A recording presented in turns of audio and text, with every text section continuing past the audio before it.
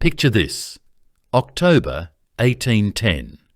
The Duke of Wellington, the man destined to defeat Napoleon, stares at an invading French army. He is outnumbered, his back is pressed against the sea. And yet, he refuses to fight. He waits. Why? Because the man leading that French army is Marshal André Masséna, the one commander Wellington truly respects, the one man he genuinely fears. This is the story of the General Napoleon called his spoiled child of victory, the tactical genius sent to drive the British into the ocean. Welcome to French history. The man Wellington faced in those wet, desperate months, the commander who had pushed him 300 miles across a ravaged kingdom, was Marshal André Masséna, the Duke of Rivoli, the Prince of Eslaying. Napoleon Bonaparte, an emperor famously reluctant to share the spotlight of glory, had given Masséna a title that summarized his entire career: l'enfant chéri de la victoire, the spoiled child of victory. And for 17 years, from the snowy Alps of Italy to the fields of Austria, Masséna proved that title was earned in blood, smoke, and a relentless, predatory genius. He was the man Napoleon turned to when the odds seemed impossible, when the campaign was on the brink of failure, when victory required not just a brilliant general, but an unstoppable force of nature. He was the hero of Rivoli, the saviour of Zurich, the victor of Wagram. Yet today, that name is often met with a blank stare, especially in the English-speaking world, where history has relegated him to the shadows. When we recount the legends of the Napoleonic Wars, other names eclipse him entirely. We remember Marshal Ney, the bravest of the brave, for his doomed, tragic heroism on the fields of Waterloo. We remember Marshal Davout, the Iron Marshal, for his impossible, flawless victory at Auerstedt, defeating an army twice his size. But Masséna, he is often dismissed as a footnote, a greedy, grasping figure whose reputation for looting overshadowed his talents. He is remembered, if at all, as the man who failed in Portugal, the man Wellington beat. This historical amnesia, this reduction of a military giant to a single failure, is a profound injustice. Because the Duke of Wellington himself, the man who built his entire reputation on methodically dismantling Napoleon's armies, the cold, calculating professional who rarely offered praise to an opponent, he knew exactly who Masséna was. Years later, long after the wars were over, when asked who he thought was the greatest general he ever faced, Wellington's answer was immediate. He named André Masséna. He respected him. He studied his campaigns, and in the autumn of 1810, he refused to meet him in open battle. This is the story of that general. It is the story of a man born with nothing, an orphan from Nice, who rose through the chaotic meritocracy of the Revolution to become the tactical master of Europe. This is the story of how he combined the raw instincts of a predator with the cold mind of a chess grandmaster, a man who could see the battlefield in motion, who understood that speed and audacity could shatter armies before they were even ready to fight. And it is ultimately a tragedy. The story of how his greatest campaign, the one that pitted him directly against his only true rival, Wellington, became his most devastating, soul-crushing failure. This is not just the story of a single general, or even a single war. It is the story of the clash between two fundamentally different kinds of genius, two warring philosophies. On one side, the brilliant, fiery, improvisational spirit of the French Revolution, embodied by Masséna. And on the other, the cold, methodical, logistical patience of the British Empire, personified by Wellington. It is a story of how genius can be undone, not by a superior mind, but by starvation, by rebellious subordinates, and by an enemy who refuses to play by the rules. To truly understand the man who could win at Rivoli, save France at Zurich, and yet break his army at the gates of Lisbon, we must return to his origins. To understand this prince of the empire, we must first understand the desperate orphan boy. And that story does not begin, as you might expect, on a parade ground or in a military academy. It begins on the chaotic, unforgiving decks of a merchant ship in the lawless waters of the Mediterranean Sea. André Masséna was born in 1758, not in the heart of France, but in the sun-baked, rugged city of Nice. This detail is crucial. At that time, Nice was not French territory at all. It belonged to the Kingdom of Sardinia, a part of modern-day Italy. This made Masséna an outsider from his very first breath, a man whose accent and origins would always mark him as different in the hyper-stilted world of the French court. His origins were not just foreign, they were profoundly humble. His father, a small-time shopkeeper, a tanner perhaps, died when André was just a boy, leaving the family with nothing. His mother, unable to cope with the sudden destitution, quickly remarried and effectively abandoned her son. By the age of 6, he was an orphan. He was taken in by relatives who saw him as little more than another mouth to feed, another body to clothe. This was not the childhood of a future duke or a prince of the empire. This was the hard-scrabble, desperate, hand-to-mouth existence of the gutter. There would be no military academies for him, no expensive tutors, no lessons in philosophy, courtly manners, or the grand strategy of kings. There would be no commissions bought with family gold. His education would be one of survival. His classroom would be the world. At the age of 13, he did what desperate, ambitious boys from port cities have always done. He ran away to sea. Masséna signed on as a cabin boy aboard a French merchant vessel, disappearing into the vast, chaotic, and often lawless world of the 18th century Mediterranean. For the next 14 years, this was his life. 14 years, this was his school, his university, his crucible. Life on a trading ship was a brutal existence. It was a world of endless, bone-wearing work, of hauling frozen ropes in winter gales, of suffocating heat in the bilge. It was a world of terrible food, of weevils in the biscuit and slimy water in the casks. It was a world of constant, looming threat. If the storms didn't get you, the diseases festering in the cramped, damp quarters would. And if the disease didn't get you, the Barbary pirates might. The corsairs from Algiers and Tunis, the very same ones Edward Pellew would later challenge, were the boogeymen of the Mediterranean, seizing ships and selling their crews into a lifetime of slavery. Masséna lived under this shadow daily, but this life, this brutal education, forged the general he would become. He learned lessons he could never have found in a textbook.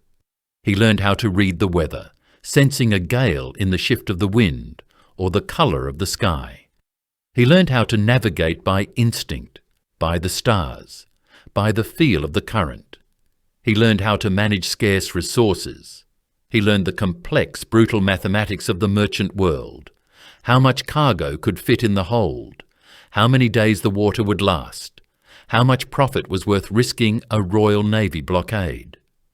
This was logistics, the true grammar of warfare, learned not as theory, but as a matter of life and death.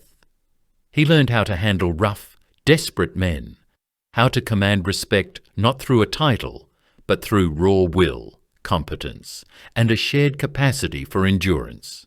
He learned to sense danger. He learned to improvise.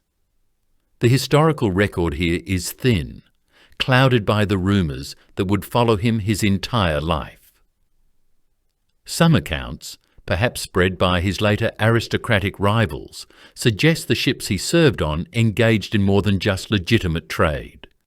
They hinted at smuggling, at skirting blockades and avoiding the king's customs, at dealing in contraband. This is unproven, but it fits the portrait of the man he became: a survivor, an opportunist, driven not by patriotism, but by a hunger to get ahead, a man who understood the margins of the law. In 1775, at the age of 17, Masséna left the sea. Perhaps it was a dead end. Perhaps he craved a different kind of structure, a clearer path to advancement than the merchant marine could offer. He enlisted as a private in the French Army's Royal Italian Regiment, a unit composed largely of men like him, Italians and men from the borderlands, outsiders serving the French crown. And here, for the first time, his natural talents truly shone in a formal system. He was a model soldier. He was disciplined. He was tough. He was relentlessly ambitious. He was also illiterate, but he learned. He taught himself to read, to write, to master the complex manuals of drill and fortification. His superiors quickly recognized his potential. This was not a typical grunt. This was a leader. He rose through the non-commissioned ranks with astonishing speed: corporal, sergeant, and finally sergeant major, the highest and most respected rank a commoner could possibly achieve, the absolute ceiling for a man not born of noble blood. And there, at the age of 31, he stopped. For years he watched. He watched as young, incompetent aristocrats, boys barely old enough to shave, boys who had never seen a storm or managed a payroll, bought commissions and became his superiors. He, the seasoned veteran of two brutal professions, had to salute them. He, the man who had mastered the complexities of drill and the dangers of the sea, had to take orders from children whose only qualification was a noble name. The frustration must have been suffocating. This was the Ancien Régime, a system built on birthright, not ability. It was a system that had no place for a man like André Masséna. So, in 1789, after 14 years of loyal service, he resigned his commission. His military career was over. His story was finished. He returned to Nice, married the daughter of a surgeon, and settled down, perhaps intending to use his savings to open a shop, just like his father. He was destined to be a forgotten sergeant in a provincial town, a man who would tell stories in taverns about how he almost became someone. Or so he thought. Because in that very same year, 1789, the people of Paris, half-starved and furious, stormed a medieval prison called the Bastille. The French Revolution had begun. The aristocrats who had blocked his promotion, the bewigged officers who had looked down on him, were now fleeing for their lives or facing the sharp democratic justice of the guillotine. The old rules were burning. The entire social order was collapsing. And the new French Republic, suddenly at war with every monarchy in Europe, desperately needed leaders. It needed men who actually knew how to fight. It needed men who were tough, who were hungry, who were loyal to the nation, not to a king. It needed men exactly like André Masséna. The ceiling he had spent his life staring at was not just shattered, it was gone. The revolution set France ablaze, and for André Masséna, it was the perfect fire in which to forge a new destiny. He immediately rejoined the army, and the new republic, desperate for any man with real experience, did not care about his birth. It cared only if he could win. Masséna could win. He was elected lieutenant colonel of a volunteer battalion in 1792. By 1793, he was a general of division. This was a rise that was impossible under the old monarchy. a speed that was breathtaking. His early service was marked by a relentless, wolf-like energy. He was present at the Siege of Toulon in 1793, that chaotic, muddy battle where a young, ambitious artillery captain named Napoleon Bonaparte first made his name. It was here, among the cannons and the blood, that the two men first saw in each other a shared, ruthless understanding of war. They were both outsiders, both Italians by heritage, both driven by a hunger that the comfortable French aristocrats could not comprehend. When, in 1796, the near-bankrupt Republic gave this same young General Bonaparte command of the army of Italy, it was perhaps the most desperate gamble in French history. The army was a starving, shoeless, mutinous rabble, clinging to the coast just miles from Masséna's hometown of Nice. They were outnumbered by the combined professional armies of Austria and Piedmont. They were expected to fail. Napoleon arrived and saw in this rabble the raw material of a new kind of war, and he saw in Masséna the engine to make it run. Masséna was given the vanguard, the tip of the spear. What followed was a blur, a whirlwind of motion that changed warfare forever. Napoleon's plan was simple: speed. He would not allow the Allied armies to unite. He would move faster, march longer, and fight harder than any civilized army of the 18th century thought possible. And Masséna was the man who set the pace. He was the master of manoeuvre. He understood something that the old aristocrats never had, that a revolutionary soldier fighting for an idea could march further, fight harder, and endure more than a mercenary fighting for a king's coin. His division was perpetually in motion, living off the land, which was often a polite term for organised looting. They would appear where the Austrians least expected them, fighting a battle, winning it, and then force-marching through the night to appear on another battlefield 50 miles away. The Austrians, used to slow, methodical, gentlemanly warfare, were cognitively overwhelmed. They were fighting one army that suddenly seemed to be everywhere at once. At the Battle of Dégaulle, Masséna's division sealed the victory that split the Austrian and Piedmontese armies forever. At Lodi, he was there, plunging into the fire. At Lonato, at Castiglione, his men were the shock troops, the unstoppable force that turned the tide. But his masterpiece, the action that cemented his reputation as Napoleon's greatest tactical instrument, came at Rivoli in January of 1797. The strategic situation was desperate. Napoleon was besieging the critical fortress of Mantua, but a massive new Austrian army under General Alvinci was descending from the Alps in 3 separate columns to crush him and relieve the city. The French were outnumbered, caught between the fortress and the new army. Alvinci's main column, 28,000 strong, slammed into the French position on the Rivoli plateau. Napoleon's men were on the verge of breaking. They were exhausted, outnumbered, and being hit from multiple directions. Napoleon saw the crisis. He needed his best. He needed Masséna. But Masséna's division was miles away, finishing another grueling fight. The summons was sent. Masséna received the order, and his men, who had already been fighting and marching for days, turned around and began one of the most famous forced marches in military history. Through the night, through the snow and freezing mud of the Italian winter, they marched. These were not fresh troops.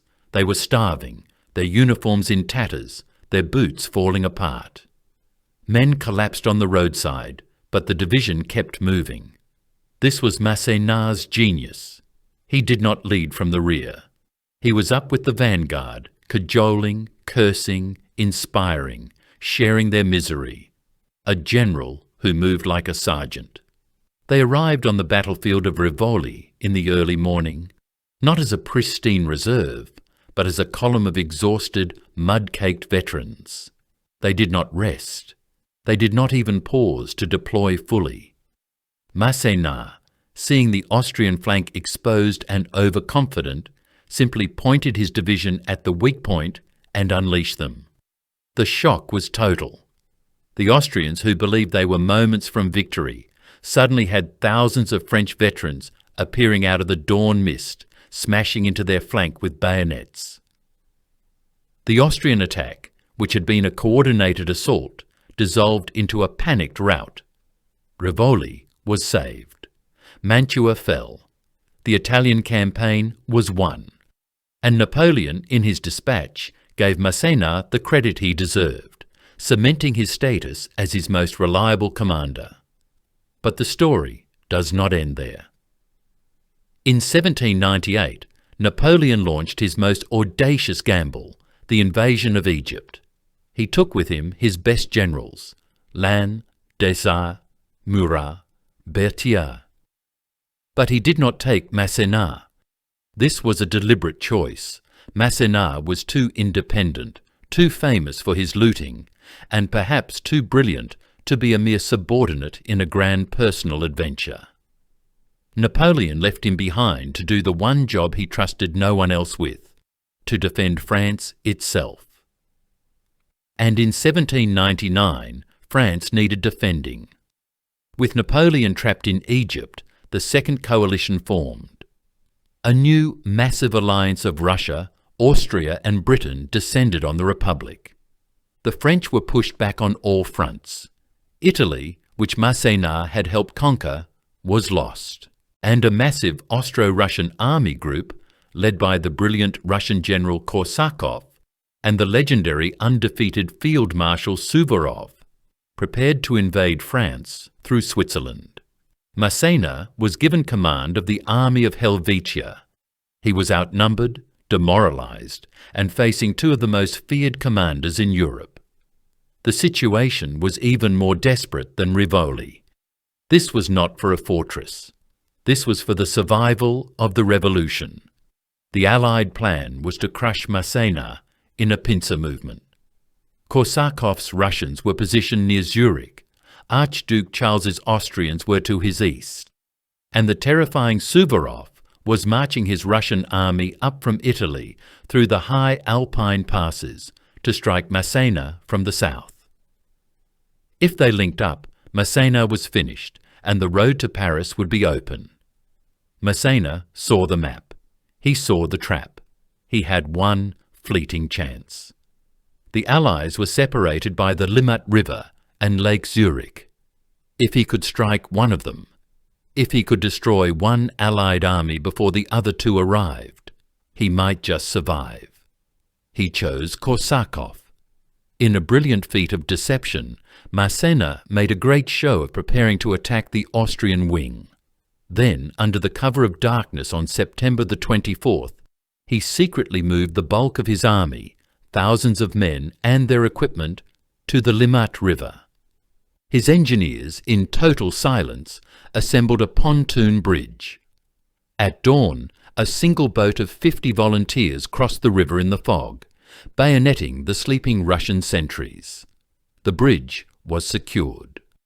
Before Korsakov even knew he was under attack, Masséna had 25,000 French troops across the river and forming up on his flank. The Second Battle of Zurich was not a battle. It was a slaughter. Korsakov's army, caught completely by surprise, was shattered. The Russians fought with desperate bravery, but their position was hopeless. They were driven through the streets of Zurich in a total rout, losing thousands of men, all their cannons, and all their supplies. Days later, Suvorov, having performed his own legendary march through the Alps, arrived to find nothing. The army he was supposed to meet was gone. Masséna, victorious, now turned his forces on Suvorov, trapping him in the mountains. The great Russian Marshal, undefeated in his entire career, was forced into a humiliating and costly retreat. In one campaign, Masséna had defeated two of the Allies' best commanders and single-handedly saved France from invasion. When Napoleon returned from Egypt, he found the Republic safe, thanks entirely to the man he had left behind. He was hailed as the saviour of the fatherland. He was at the absolute zenith of his career, a tactical master, the greatest general of the Republic. And yet this brilliant, indispensable soldier carried within him a dark, corrosive flaw, a greed so profound it would become his reputation, his weakness, and the seed of his eventual downfall. That title, L'Enfant Chéri de la Victoire, was not just a title of praise. It was a dark, cynical joke, whispered in the barracks and in the halls of power. Because André Masséna, the saviour of Zurich, the hero of Rivoli, was also, quite possibly, the greatest thief in the French army. This was his fatal flaw, his original sin, an all-consuming pathological greed that defined him as much as his tactical brilliance. While his revolutionary comrades gave speeches about liberté, égalité, fraternité, Masséna looked at the chaos of war, the fall of ancient cities, the collapse of old orders, and he saw an opportunity for staggering personal profit.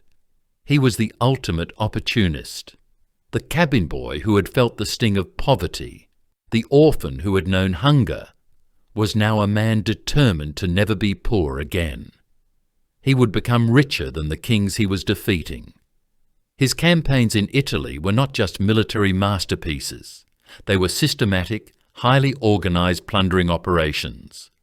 While other generals wrote dispatches about glory and the Republic, Masséna was counting gold.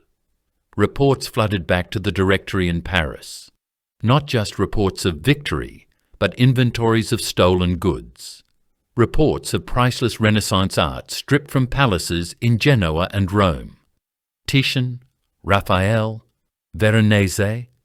They were not liberated for the Louvre. They were acquired for the Marshal. Reports of ancient manuscripts taken from libraries. Reports of church silver, altarpieces and golden crucifixes melted down into anonymous, portable bullion. He was notorious for extorting massive contributions from captured cities, some so vast they effectively bankrupted entire regions, leaving them desolate. And crucially, a significant portion of this wealth did not find its way to the starving French treasury in Paris. It found its way, quite directly, into Masséna's personal baggage train. This created an almost unbelievable paradox, a contradiction that sits at the very heart of his character. He was a general who inspired intense, almost fanatical loyalty in the heat of battle. His men would follow him into any fire. Yet he treated those same men with a shocking, profound neglect in the aftermath of that battle.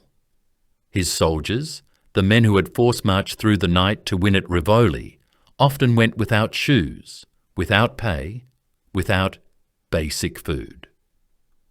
They starved in their camps, dying of malnutrition and disease. While just a few hundred yards away, the Marshal's personal wagons that should have been carrying ammunition or medical supplies, were overflowing with gold bullion, fine wines, sausages, and stolen treasures.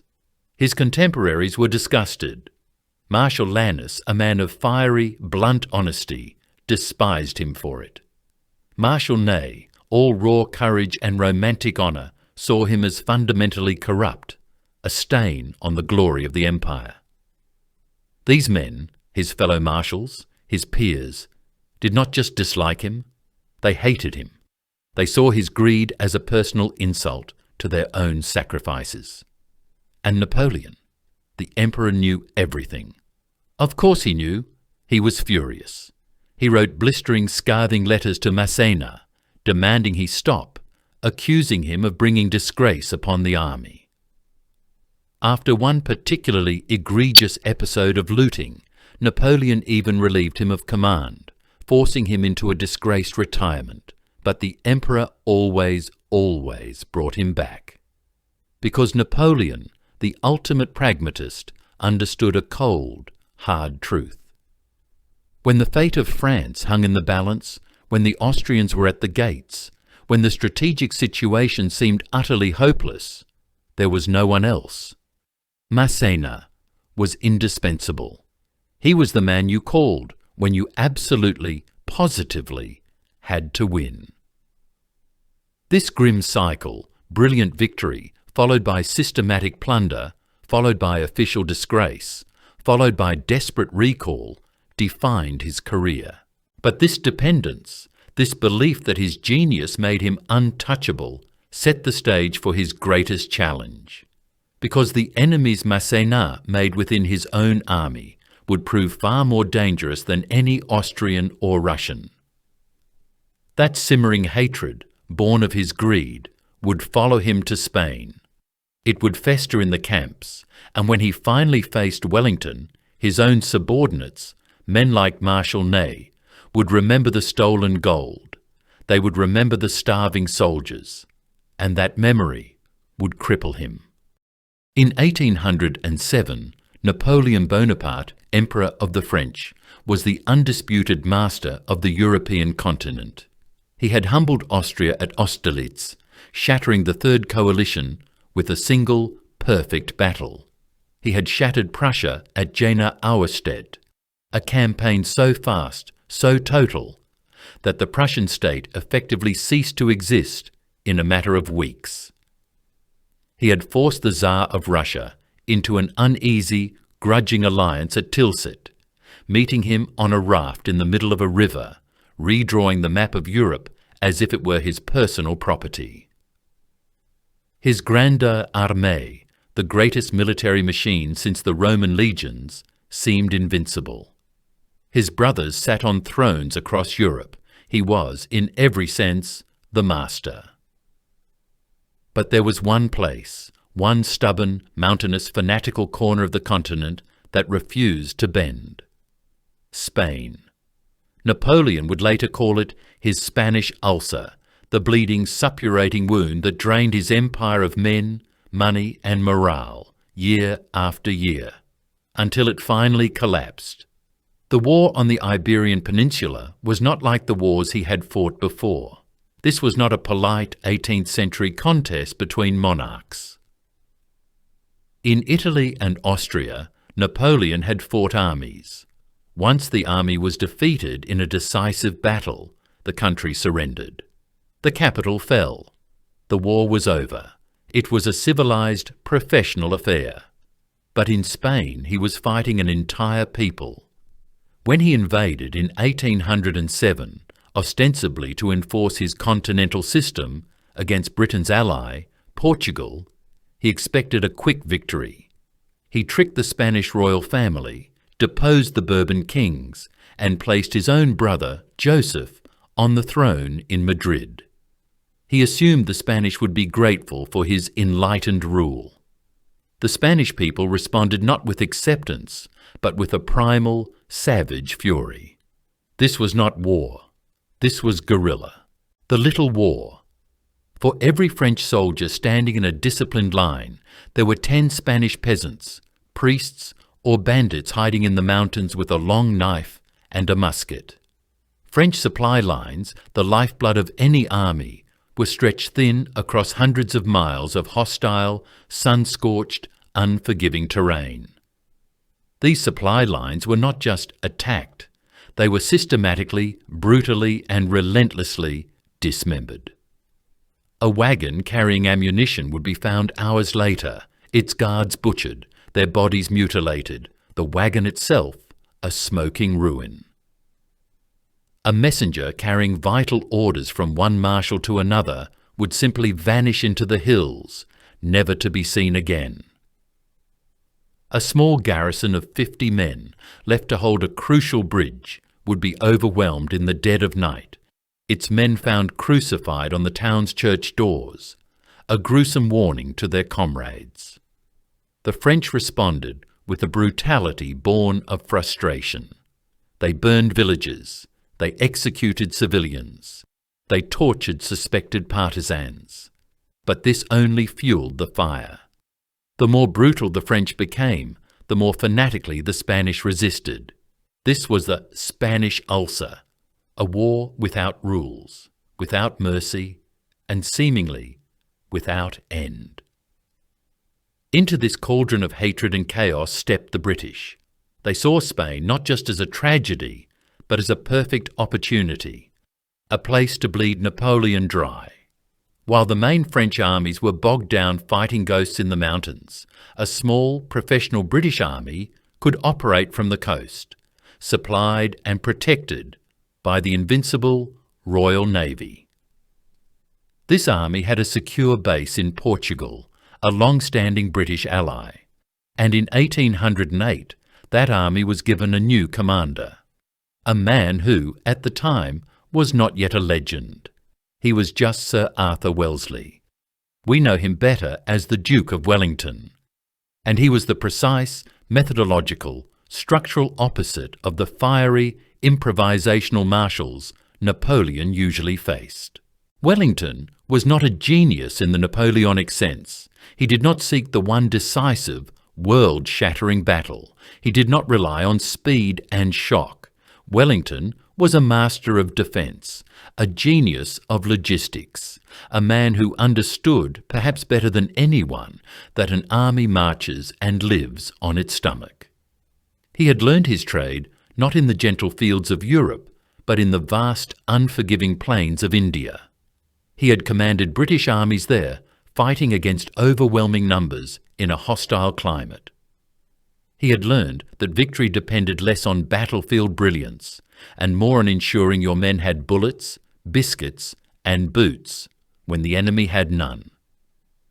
He brought this cold, logistical philosophy to Portugal, where French armies operated like a swarm of locusts, living off the land, plundering their way across Europe and making mortal enemies of every peasant they met. Wellington paid. He paid for everything. He paid for bread, for wine, for mules, for intelligence. He paid in solid British gold. This simple, revolutionary act meant that the local Spanish and Portuguese populations, while they might not have liked the British, did not hate them. They tolerated them, they supplied them, and they saved all their hatred, all their poisoned wells and burning barns for the starving, plundering French. And then there was his tactic, the one that drove French generals insane: the reverse slope. The French, masters of artillery, loved to blast an enemy line into submission before sending in their infantry columns. Wellington denied them the target. He would hide his main infantry line just behind the crest of a hill, invisible to the advancing enemy, safe from their cannons. The French would march uphill, exhausted, blind, into what looked like an empty ridge, only to have them crest that ridge and suddenly find thousands of British redcoats waiting for them, rising as one solid line, a single, devastating volley at 50 paces, a bayonet charge, and the battle would be over. This was his system. It was disciplined. It was defensive. It was infuriatingly patient. And for 2 years Napoleon's marshals, Soult, Victor, Jourdan, had broken themselves against it, time and time again. They were masters of the offensive, of the rapid assault, of the revolutionary doctrine of l'attaque à outrance, the attack to the utmost. But Wellington refused to play their game. He let them exhaust themselves against his invisible lines. He let them starve in a countryside that would not feed them. Then he would strike. By 1810, Napoleon, now master of Austria, yet again after the bloody Battle of Wagram, and newly married to an Austrian princess, was finally fed up. He was tired of this humiliating stalemate. He was tired of the constant drain on his resources. He was tired of this stubborn British general who refused to be beaten. He decided once and for all to end the Peninsular War. He would commit his best troops, the battle-hardened veterans of the Austrian campaign, and he would send his best general. He needed a commander who was not afraid of Wellington's reputation. a man who was aggressive, relentless, and a master of manoeuvre. A man who could beat Wellington at his own game, or rather, force Wellington to play his game. He needed a true wolf, not a plodding tactician. He looked at his roster of marshals, past the reliable Berthier, past the heroic Lannes, now dead, past the reckless Murat. He needed a winner. He needed the man who had saved France at Zurich. He summoned André Masséna. In the spring of 1810, the greatest army Napoleon had yet committed to the peninsula began to assemble on the Spanish frontier.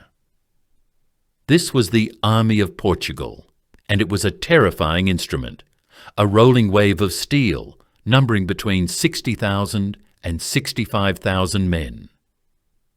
These were not conscripts. They were not boys pulled from the plough. They were the hardened, sunburned, mustachioed veterans of the Wagram campaign, the men who had stormed the ramparts of Austria, the very soldiers who had broken the Fifth Coalition. They were, perhaps, the finest field army in the world. And to lead this magnificent force, Napoleon chose the one man he believed could match Wellington's cold patience with sheer predatory genius, André Masséna. But here, in this moment of supreme strategic importance, the Emperor made a fatal political error. A mistake born of his need to manage the egos of his warlords. He failed to give Masséna absolute command. Instead, he created a viper's nest. He subordinated to Masséna other marshals, proud, ambitious, brilliant men who did not just dislike their new commander, they despised him. He was given Marshal Michel Ney to command the Sixth Corps. Ney, the bravest of the brave, a man of incandescent, almost suicidal courage, a hero who saw Masséna not as a genius, but as a corrupt, grasping old looter. Ney was a fighter. Masséna, in his eyes, was a thief who happened to win battles. He was also given General Jean Andoche Junot, the erratic, ambitious commander of the Eighth Corps, a man who had already failed in Portugal, who had been humiliated by Wellington 2 years prior, and who was now desperate to reclaim his reputation. He would not happily serve under a man he considered his rival. Masséna, the old cabin boy from Nice, was not taking command of a loyal, unified army. He was inheriting a triumvirate of mutual hatred, a command structure doomed from the start by the very greed and reputation that had defined his career. Facing this oncoming storm was Sir Arthur Wellesley Wellington. His Anglo-Portuguese army numbered perhaps 50,000 men. He knew his troops were good. He trusted his redcoats. But he knew Masséna. He had studied his campaigns. He knew the French doctrine of speed, shock, and relentless assault. And he made a decision that baffled his allies, infuriated his enemy, and demonstrated a genius so cold, so patient, it was almost inhuman. He refused to fight. He would not play Masséna's game. He would not give the child of victory the decisive battle he craved. As the massive French army, after a long, brutal siege of the fortress of Ciudad Rodrigo, finally crossed the border into Portugal in the brutal summer heat of 1810, Wellington simply retreated. But this was not a rout. It was not a flight. It was a trap, executed on a national scale. Wellington had issued a proclamation to the entire Portuguese population, a decree of breathtaking ruthlessness. Abandon your homes, burn your crops, destroy your mills, poison your wells, drive your livestock with you to Lisbon, or slaughter what you cannot move. Leave nothing. This was total war.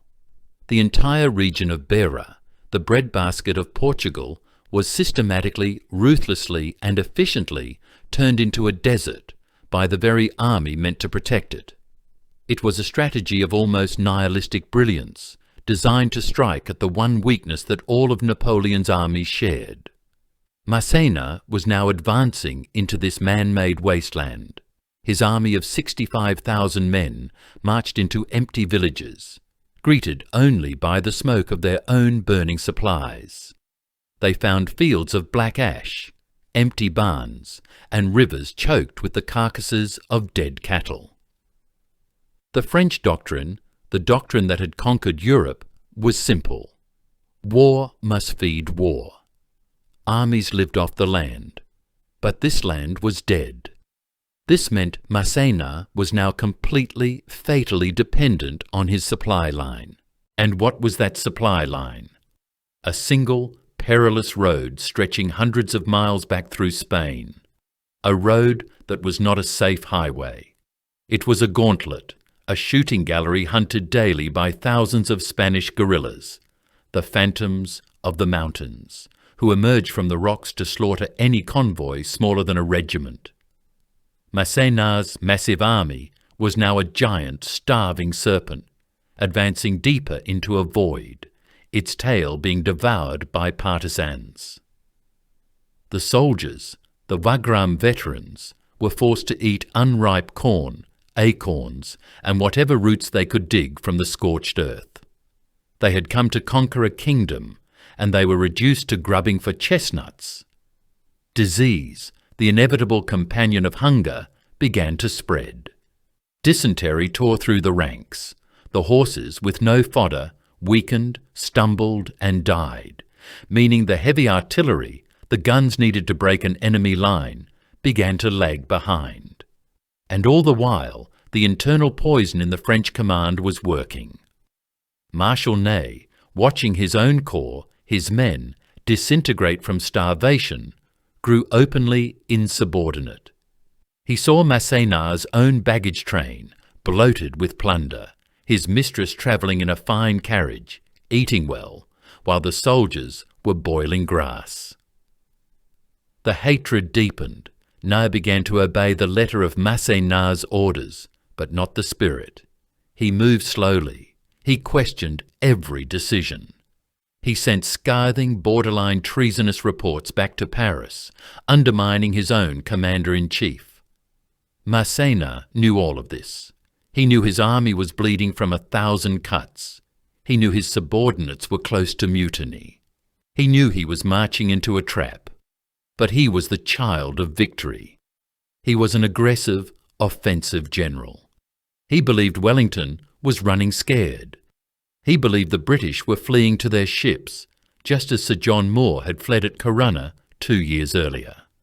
He saw the retreat, the smoke, the empty villages, not as a strategy, but as fear, as the panic of a beaten enemy. Just one more push, one decisive battle, and he could break them, shatter their army, and capture their last foothold in Europe, the port of Lisbon. He just needed to catch them. Wellington had to give his Portuguese allies a battle, to abandon their entire country, to burn their homes and their crops, without firing a single shot in their defence, was politically impossible. The Portuguese Regency in Lisbon was already panicking, sending panicked letters back to London. Wellington needed to prove that his strategy of retreat was a choice, not a rout. He needed a victory, or at least a bloody, defiant stand, to justify the agony of the scorched earth policy he had unleashed. He found the perfect place, the Serra do Bussaco. This was not merely a hill, it was a geological fortress, a massive 10-mile-long granite ridge that rose 1,000, sometimes 1,500, feet straight up from the valley floor. It stood like a wall directly across the main road to Coimbra, and from there to Lisbon. It was a defender's dream.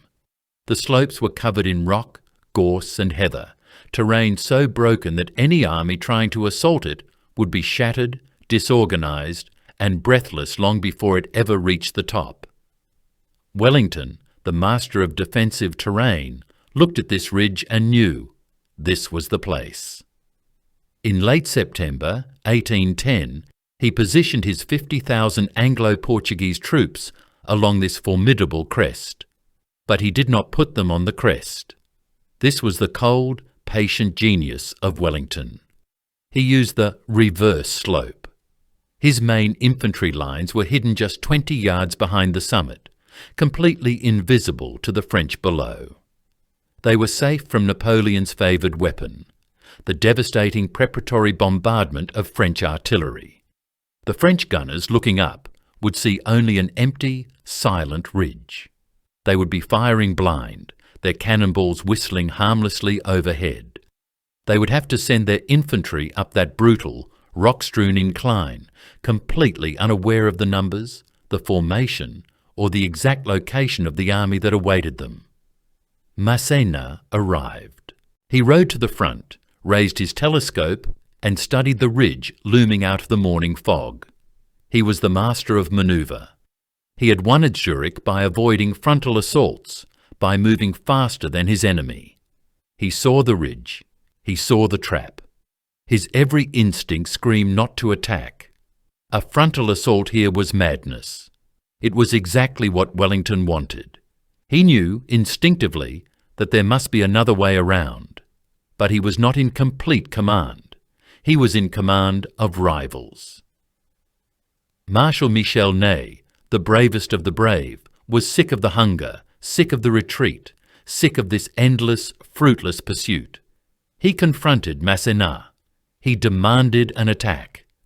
Ney, blinded by his own courage and his profound, arrogant contempt for Wellington's Portuguese allies, insisted the troops on that ridge were rabble. He believed they were mostly Portuguese levies, poorly trained peasants who would break and run at the first whiff of grape shot, at the first sight of a French column. He accused Masséna of cowardice, of old age. The argument was bitter, public, and brutally insubordinate. Masséna, exhausted, politically isolated and facing an open mutiny from his own marshals, made the worst decision of his career. Against his better tactical judgment, he relented. He gave the order for a frontal assault. On the morning of September 27th, 1810, the attack began.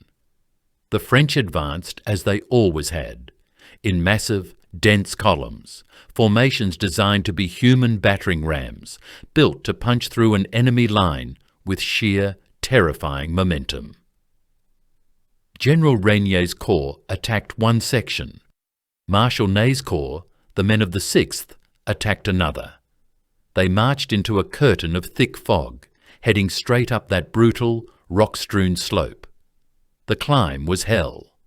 Men were hauling themselves up on their hands and knees over granite boulders, tearing their uniforms, their hands bleeding.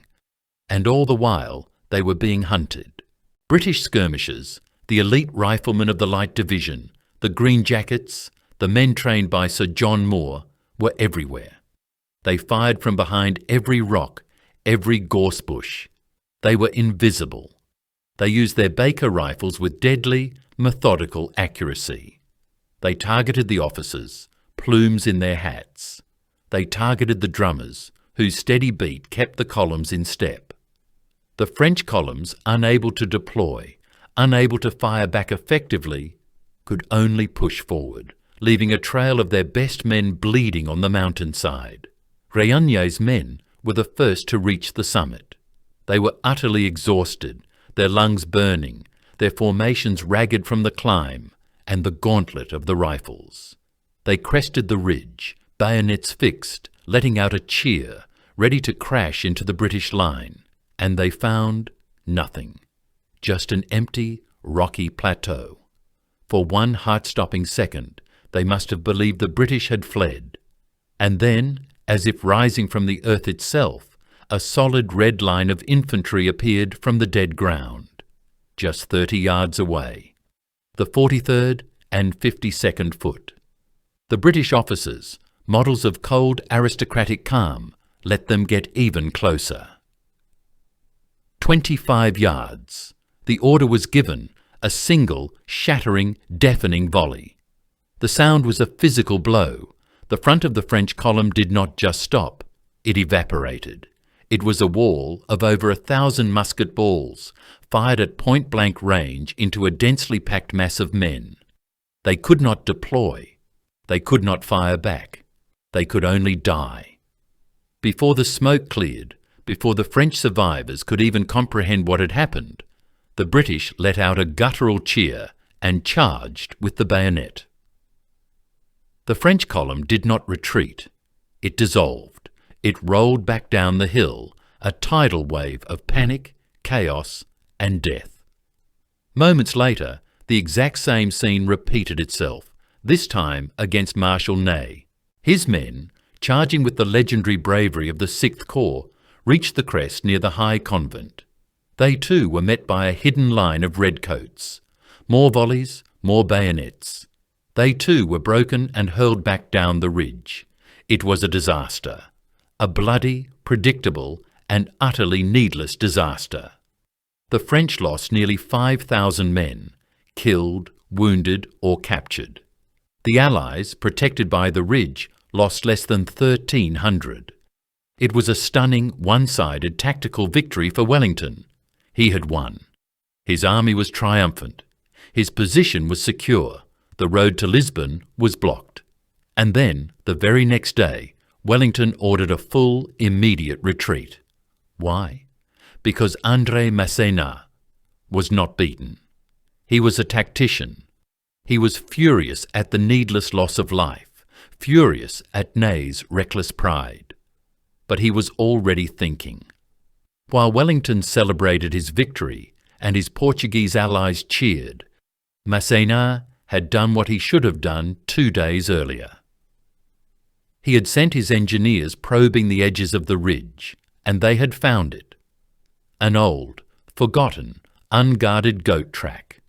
A small rural road miles to the north that simply went around Wellington's unbeatable 10-mile-long ridge.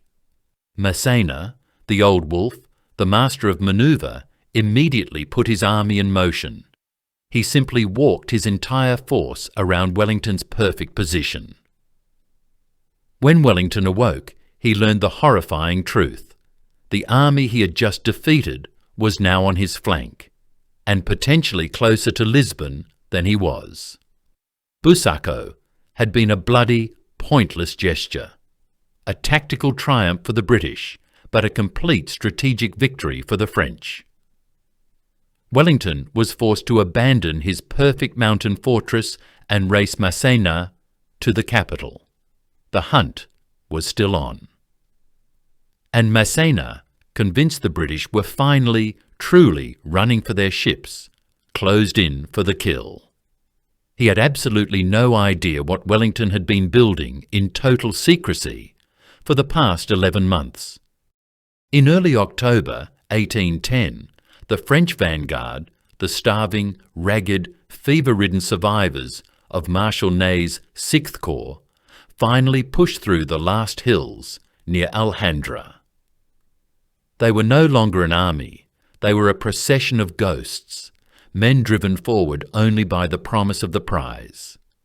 Below them, finally, lay the prize: Lisbon, the port, the sea. They expected to see the Royal Navy in a panic, a chaotic scramble of boats taking the last redcoats aboard their ships, fleeing just as Sir John Moore had fled at Corunna. They expected riches, food, and the end of this cursed campaign. Instead, they just stopped. The columns behind them piled up, a concertina of confusion and exhaustion. Officers rode forward, frustrated, pushing through the ranks. They raised their telescopes, scanning the valley, and saw nothing. Not an army, not a city. They saw something impossible. Where the valley should have opened up toward the capital, there was a scar, a massive, raw, freshly dug scar across the entire peninsula. It was not an army. It was a fortress the size of a country. This was Wellington's secret. This was the trap. These were the lines of Torres Vedras. What Masséna saw when he rode forward to witness it himself must have frozen his blood. It was not a single wall. It was three 3 separate massive defensive lines, one behind the other, an interlocking system of death. The first line, the one he was staring at, stretched over 30 miles, from the Atlantic Ocean to the wide, impassable estuary of the Tagus River. It sealed the entire Lisbon peninsula. There was no way around. This was not some hasty field fortification, not some earthwork thrown up in a few days. This was a masterpiece of military engineering, a project of almost Roman scale.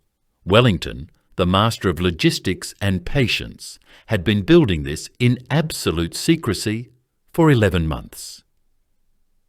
While Masséna was winning his glorious victory at Wagram, Wellington was planning this. While Masséna was organising his grand army in Spain, thousands upon thousands of Portuguese peasants, directed by British engineers under Colonel Richard Fletcher, were digging. They had felled entire forests, stripping the land bare to create vast, perfect fields of fire. Killing zones. They had dammed rivers, flooding whole valleys to create impassable, fever-ridden swamps. They had scarped hillsides, turning gentle slopes into sheer, unclimbable cliffs.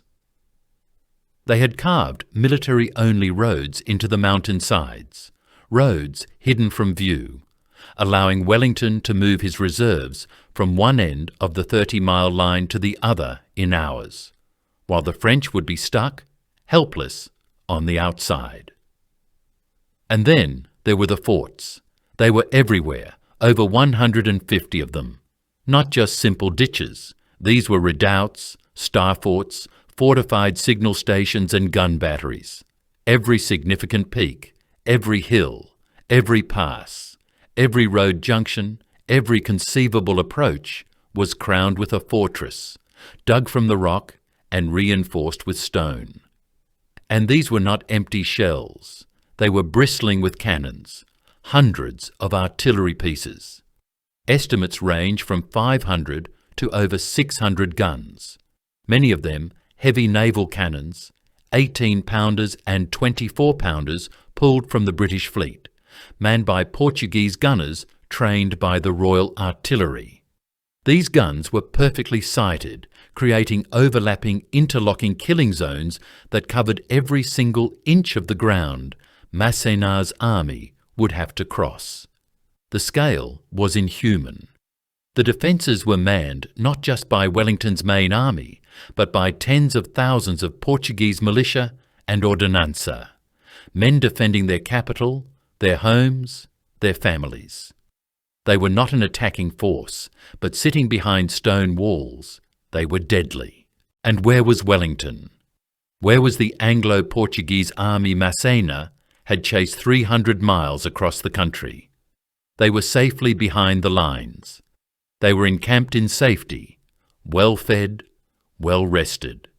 They were supplied by the Royal Navy, which sailed in and out of Lisbon harbour as if it were Portsmouth. They looked out at the French from behind their wall of 600 cannons, and they waited. This was the moment of revelation, the wow moment, the supreme horrifying checkmate. Masséna, the master of the fast, offensive, improvisational campaign, finally understood. He hadn't been chasing Wellington. Wellington had been leading him. The scorched earth policy, the burning fields, the empty villages. It was not just a desperate measure to slow him down. It was the second, brutal jaw of the trap. Wellington had ensured that the moment Masséna stopped, the moment his starving army finally arrived at this impenetrable wall, they would have nothing. No food, no fodder, no shelter. He had led 65,000 men into a 30-mile-wide box and then locked the door and thrown away the key.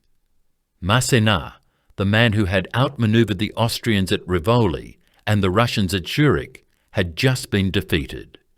And he had been defeated by a Portuguese peasant with a shovel. He had been beaten by logistics. He had been beaten by patience. He had been beaten by an enemy who simply refused to play his game. Wellington had refused to fight Masséna. He had made Masséna fight geography, and geography, this day, was winning. The spoiled child of victory stared at the endless line of forts, at the flooded plains, at the silent, waiting cannons. His army was starving, winter was coming, and there was no way through. Masséna now faced a new kind of war. This was not the war he knew.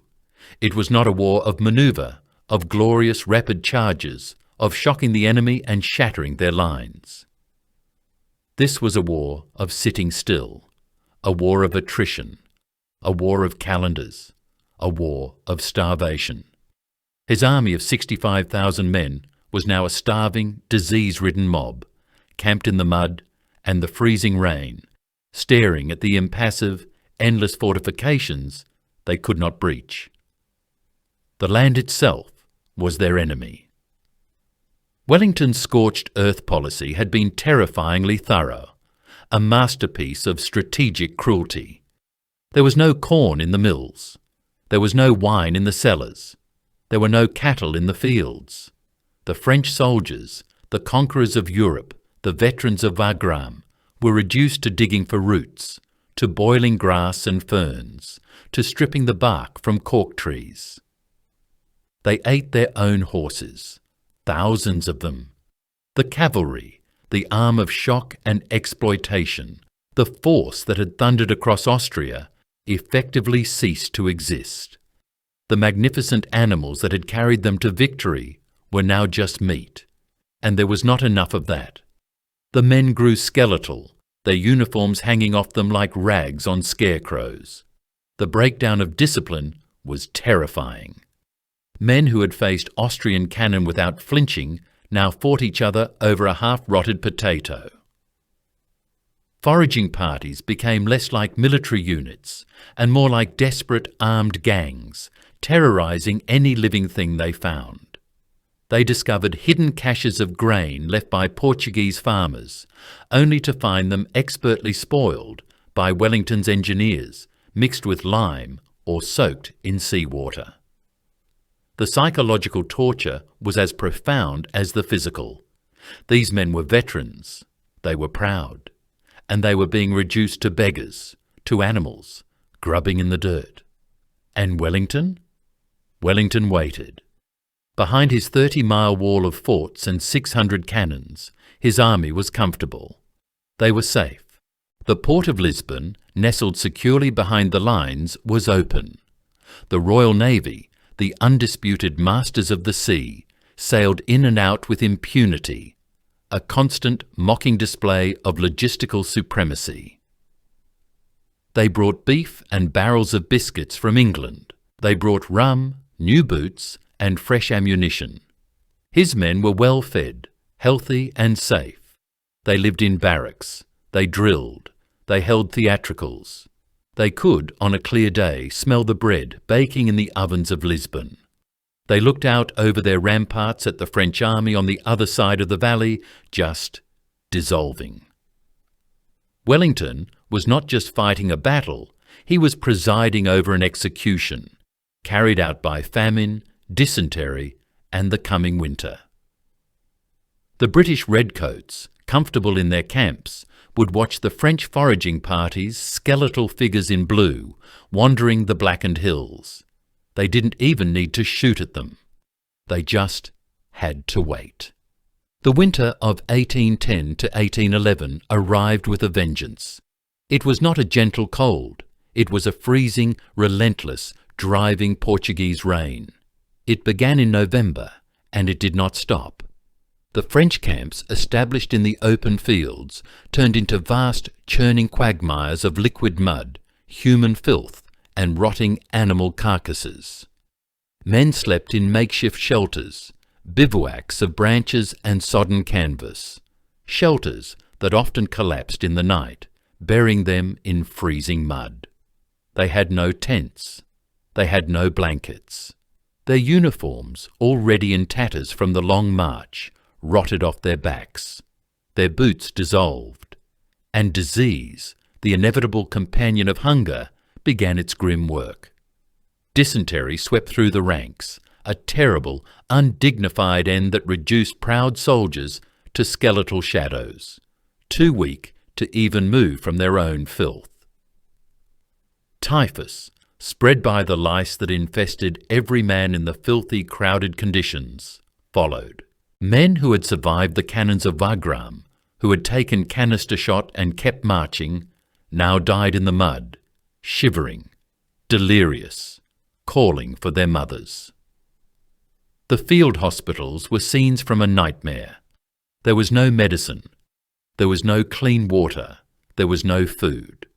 The surgeons had long since run out of bandages. They could do nothing but watch. The estimates are horrifying, almost unbelievable.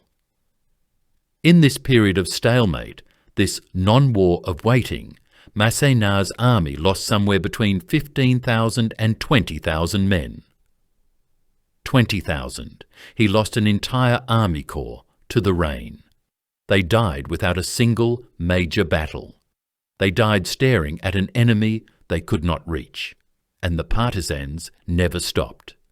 The Portuguese ordinanza, emboldened by the French army's visible weakness, were no longer just observers. They were wolves surrounding a dying bison. They swarmed any foraging party that strayed too far from the main camp, and the foraging parties had to stray further and further every day. A group of 10 French soldiers, sent in desperation to find firewood or a hidden cache of grain, would not return.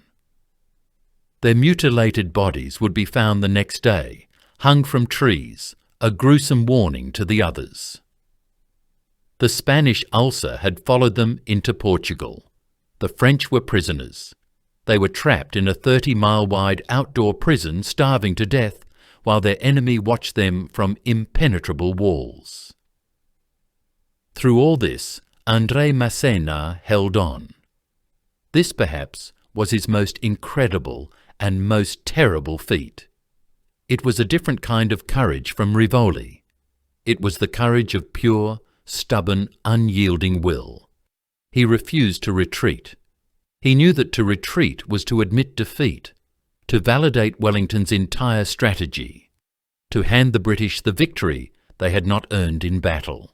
He kept hoping. He must have believed that Napoleon would not abandon him.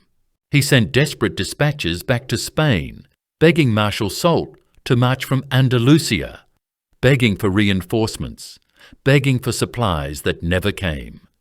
He held that army together through sheer, terrifying force of personality. But the poison in his command structure was now lethal. His marshals, who had despised him from the start, now saw their own corps disintegrating. They saw their men dying for nothing. Marshal Ney, brave, impulsive, and openly insubordinate, was at the breaking point. He watched his elite 6th Corps, the heroes of so many campaigns, reduced to starving scarecrows.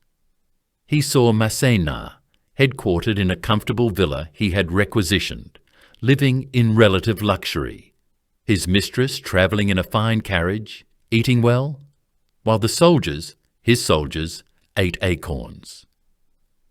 The hypocrisy was too much. Ney, Junot, and Régnier began to openly conspire. They held their own councils of war.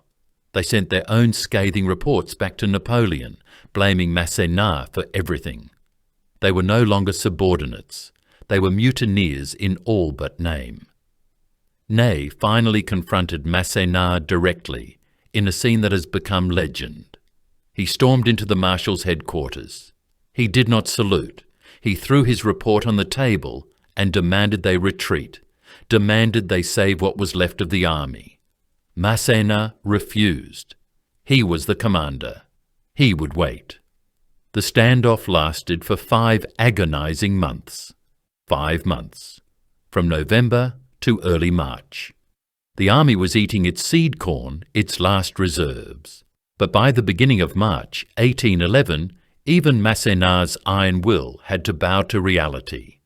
There was nothing left to eat. The surrounding country had been picked clean down to the last root. The army was a skeleton. The last horses were being slaughtered.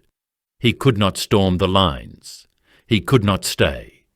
His great invasion, the mission that was supposed to end the war, had failed at the cost of 20,000 men, who never even saw the main enemy army. He had been defeated by a map. He had been beaten by logistics. He had been outthought by the one general in Europe who prioritised patience over glory. In the first week of March, André Masséna, the spoiled child of victory, finally gave the order. The army of Portugal was to retreat. The order was finally given. The great French army, now a spectre of the force that had crossed the border, began to move. It was early March, 1811. From his headquarters behind the lines, Wellington, the man of iron patience, finally saw the movement he had been waiting for. For 5 long months, he had refused to fight. He had let hunger, disease, and the Portuguese winter be his generals. And they had been victorious. The French were broken. But Wellington was not just letting them leave. He wanted them destroyed. The pursuit was immediate. The British Light Division, the Green Jackets, the men trained in the mould of Sir John Moore, were unleashed. They were fresh, well-fed, and they smelled blood. Wellington himself wrote, "We are on them." This was not a retreat. This was a race for survival. Masséna's army was not retreating, it was disintegrating. The sick and the starving were left where they fell in the freezing mud, tens of thousands of them. The army was a long, ragged column of skeletons, haunted by the ghosts of 20,000 dead comrades. They were a force that could no longer fight. They could only flee. But André Masséna, even in this his darkest hour, was still a predator. He was still a tactical genius. He knew Wellington would pursue. He knew the British would be fast and aggressive. He had to save the core of his army. He had to save the eagles. He gave the most critical, most dangerous, most thankless task, commanding the rearguard, to the one man in the entire army who hated him most, Marshal Ney. It was a spectacular, almost cynical gamble. Would Ney, the man who had openly called for mutiny, obey? Or would he abandon the main army to its fate to save his own beloved Sixth Corps? Ney, for all his flaws, was a fighter. He may have hated his commander, a man he saw as a corrupt old lecher, but he loved the army. He loved France. He took command of the rearguard, and over the next 4 weeks he orchestrated one of the most brilliant, vicious and brutal retreats in military history. This was not a panicked flight. This was a masterpiece of delay and deception, a textbook rearguard action. The landscape itself was their only ally. The roads were narrow, winding through the steep hills and ravines of the Beira region. Ney, the bravest of the brave, showed he was also the cleverest of the clever. He would identify a perfect choke point, a narrow bridge, a steep defile, a sharp turn in the road. He would hide a few thousand of his toughest, most loyal veterans, the 10th Legion of his corps, behind rocks or in a dense wood, their muskets loaded. The British vanguard, the Light Division, would advance, confident, eager for the kill. They would march straight into the trap. Suddenly, a wall of musket fire would erupt from the hillsides. The British advance would halt, pinned down. Wellington's main force, marching behind, would be forced to stop, deploy from column into line.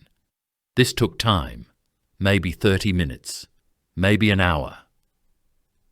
Just as the British formed their lines, just as they were ready to launch a full-scale assault, Ney's men would melt away, disappearing over the next ridge, having bought the main army another precious hour, another few miles. At Pombal, Ney set the town on fire to create a massive smoke screen, forcing the British to halt and fight the flames while his corps slipped away. At Redinha, Ney deployed his entire corps in a brilliant, audacious bluff. He positioned his men on a hillside, using drums and flags to make it look like Masséna's whole army had turned to fight a major battle. Wellington, the cautious general, stopped. He halted his entire army. He spent hours meticulously deploying his divisions for a major battle, expecting another Bossaco. It was a phantom. By the time Wellington realised he was facing only a rearguard, Ney was gone. He had traded a few men for an entire, priceless day. But this retreat was not a clean, gentlemanly affair. It was an exercise in systematic horror. The French, starving and enraged by their humiliation, unleashed a terrible, nihilistic fury on the Portuguese countryside they had failed to conquer. They burned every village they passed through. They murdered civilians. They destroyed crops they couldn't even eat. This was not random chaos. It was, in its own dark way, a tactic. The smoke, the chaos, the streams of terrified refugees clogging the roads, all of it slowed the British pursuit. It was a campaign of pure, calculated terror. Week after week, this deadly dance continued. Wellington pursued. Ney parried. Ney would stand at a bridge, fight for 3 hours, and then, at the last possible second, his engineers would blow the bridge, forcing Wellington to spend 2 agonizing days building a new one. It was masterful. It was vicious. And it worked. By early April 1811, Masséna had done it. He had crossed the border back into Spain. He had lost the campaign. He had lost perhaps 40,000 men from his original army. A staggering, catastrophic number. The vast majority had died from starvation, sickness, and partisan attacks, not from British bullets. But he had saved the core of his army. He had extracted 30,000 armed, disciplined soldiers from a trap that should have annihilated them all. Wellington had hounded him, but he had never destroyed him. Masséna was back in Spain. He was humiliated. He was disgraced. His soldiers were skeletons. His authority was shattered. His rival, Ney, was in open, undisguised mutiny. Any other general would have been finished, sent back to Paris to face the Emperor's legendary wrath. But Masséna was the child of victory, and he was furious. He was not done yet. Masséna was furious. He had been humiliated. He had lost an army to hunger and cold, not to the enemy, but he was not a broken man. He was a cornered wolf. Back in Spain, he rapidly reorganized the remnants of his army, absorbing replacements, begging for supplies, finding new horses. He still had a powerful force, and he had one last burning objective: revenge. Wellington had advanced, following the French retreat, and laid siege to the fortress of Almeida, the last French stronghold in Portugal. Masséna had to relieve it. To leave the garrison to its fate would be the final, unforgivable disgrace. In early May 1811, less than 2 months after his desperate retreat, Masséna marched his reconstituted army of nearly 50,000 men back toward the Portuguese border. He was going to fight Wellington, this time on his terms. Wellington, with only about 35,000 men, accepted the challenge. He chose his ground, as he always did. The battlefield was a tiny, dusty Spanish village called Fuentes de Oñoro, which sat astride the road to Almeida. Wellington's position was adequate. It was not a fortress like Torres Vedras. It was not a mountain like Bossaco. It was a long, thin defensive line, anchored on the village at one end, but dangerously overextended on his right flank, a flank that was in the air, protected by little more than a few cavalry squadrons and unreliable Spanish partisans. He was vulnerable. He knew it. Masséna arrived on May 3rd, and his practiced eye immediately saw the flaw. The village was strong, but the right flank was an invitation to disaster. The battle began with a brutal, grinding assault on the village itself. Masséna hurled his best infantry divisions at the stone houses and barricades. Wellington fed his own elite troops in to hold it, the Light Division, the Highlanders.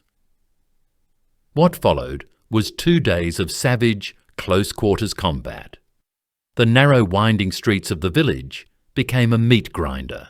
The French would take the lower town, only to be driven out by a desperate bayonet charge from the church on the hill. The British would retake a street, only to be annihilated by French artillery firing canister shot at point-blank range, turning the alleys red. The village changed hands multiple times. It was desperate, bloody, and pointless. And Masséna knew it. This was a diversion. He was fixing Wellington's attention on the village, forcing him to commit his reserves there. While the village burned, Masséna was quietly moving the bulk of his army, including all his elite heavy cavalry under General Montbrun, on a wide, sweeping march to the south, completely unseen. At dawn on May 5th, Wellington was drinking his morning tea, still focused on the village. Then he heard it. Not the rattle of musketry from the streets, but the thunder of thousands of horses and dozens of cannons from his right, from where his army wasn't. Masséna's flank attack was a masterpiece of manoeuvre. It hit Wellington's weak, overextended flank like a hurricane. The few British and Spanish cavalry units holding the position simply evaporated, shattered, and scattered. The British 7th Division, positioned just behind them, was caught completely off guard, some men still cooking breakfast. Montbrun's cuirassiers, thousands of them, crashed into the unprepared infantry, and the 7th Division broke. They ran. This was it. The crisis. Wellington's entire right wing was gone. His army was being rolled up, flank to centre. This was how Napoleon won at Austerlitz. Masséna had done it. He was winning. Wellington, galloping to the scene, saw the disaster. He was on the verge of total, catastrophic defeat. His entire army was about to be destroyed. He later remarked, in a moment of stunning honesty, "If Boney had been there, we should have been beaten." But Napoleon was not there, and Masséna, for all his genius, had one problem. Between his victorious surging cavalry and the exposed panicked heart of the British army, there was one last thing. The British Light Division. The men trained by Sir John Moore. The professionals. Commanded by the ferocious Robert Crawford, they were the only thing left. They were ordered to retreat, but you cannot retreat across an open plain when you are being hunted by 3,000 French heavy cavalry. Crawford ordered them to form squares. But they couldn't just stop. They would be annihilated by French artillery. So they did something that military manuals of the day said was impossible. They retreated in square. Moving as one, they would march for 500 yards, the French cavalry swarming around them like sharks. Then the bugle would sound. Halt! The squares would lock, the front ranks kneeling, a bristling wall of steel. The rear ranks would fire a devastating controlled volley. The French cavalry, horses screaming, would recoil. Then the bugle, reform, advance, which meant retreat. And the squares would turn and march for another 500 yards, reloading as they went. They did this for miles, across an open plain, under constant, relentless attack. They were an island of impossible discipline in a sea of chaos. This legendary feat of arms, the retreat of the Light Division, saved Wellington's army. It bought him the precious hours he needed to frantically pull his army back, to form a new defensive line, to avoid annihilation. The Battle of Fuentes de Oñoro ended in a bloody, exhausted stalemate. Masséna, watching the Light Division's unbreakable discipline, knew he could not break them. His men were spent. He had come within inches of total victory. But the day was lost. Tactically, the Battle of Fuentes de Oñoro was a draw, a bloody, bitter stalemate. But for André Masséna, it was a profound, career-ending defeat. The news reached Napoleon in Paris, and the Emperor's rage was legendary. He had dispatched his greatest field commander, the Child of Victory, to drive the British into the sea. Instead, Masséna had lost tens of thousands of men to starvation, had been spectacularly checkmated at Torres Vedras, and had then failed to win the final, redeeming battle. The excuses, the endless, bitter bickering with Ney, the stories of the starving army. Napoleon was finished with it. He immediately dispatched Marshal Marmont to take command. André Masséna, the Duke of Rivoli, the Prince of Essling, was summoned back to Paris, not for a triumph, but for a reckoning. He handed over the shattered remnants of the army of Portugal and rode away, a disgraced, broken man. He would never again be trusted with a major field command. The campaign that was meant to be his crowning achievement had instead ensured his irrelevance. His war was over. So why the silence? Why does history, especially English-speaking history, remember Wellington as the Iron Duke, the tactical genius who saved Europe? While Masséna, the man Wellington himself called his most dangerous opponent, fades into obscurity, a footnote in another man's legend. The first reason is the most simple and the most brutal. History is written by the victors. Masséna, for all his genius at Rivoli and Zurich, ultimately lost to Wellington. His Portuguese campaign was an unmitigated catastrophe. He failed to take the lines of Torres Vedras. He failed to destroy the British army. He became a supporting character in Wellington's story, the powerful, shadowy villain who is inevitably overcome by the hero. The British, who would go on to win the entire war, cemented Wellington's reputation as the man who beat Napoleon. The marshals he defeated along the way simply became notches on his belt. Masséna was the biggest notch, but he was a notch nonetheless.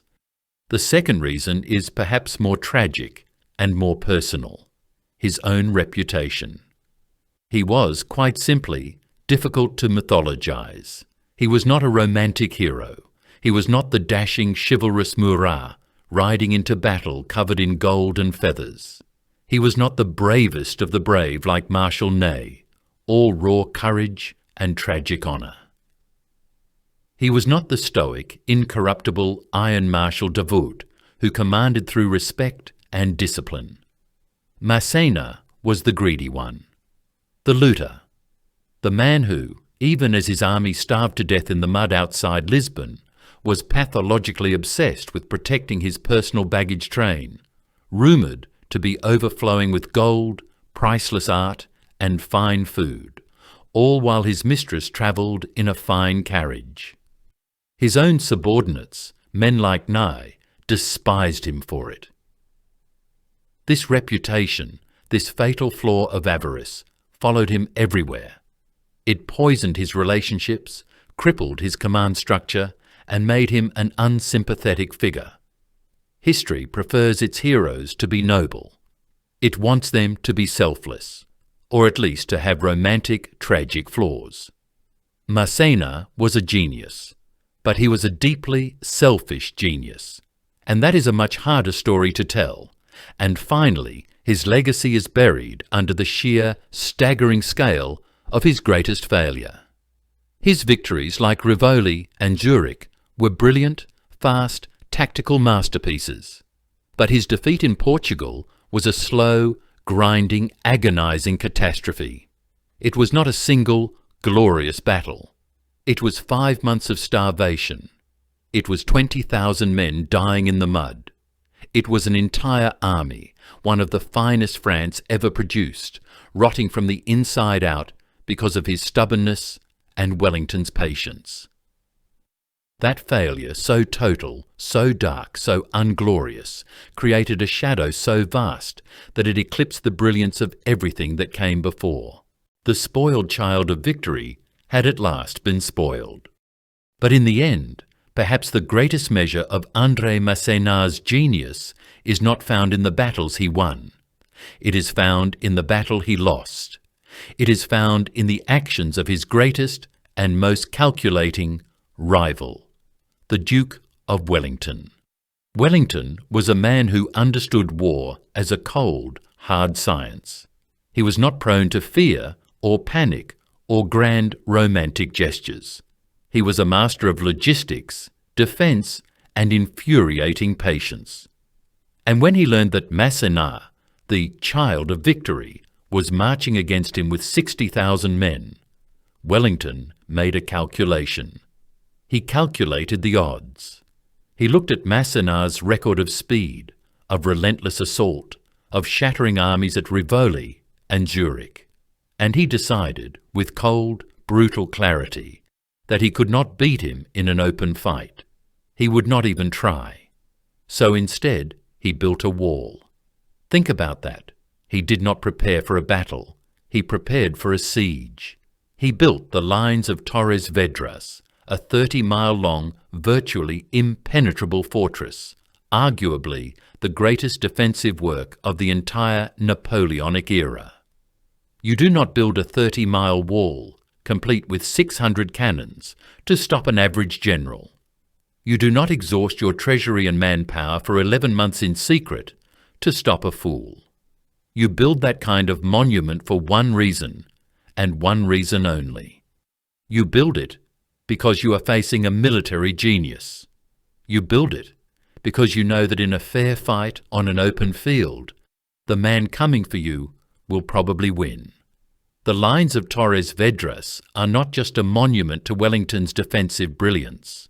They are a 30-mile-long stone and earth tribute to the respect and the fear that André Masséna inspired.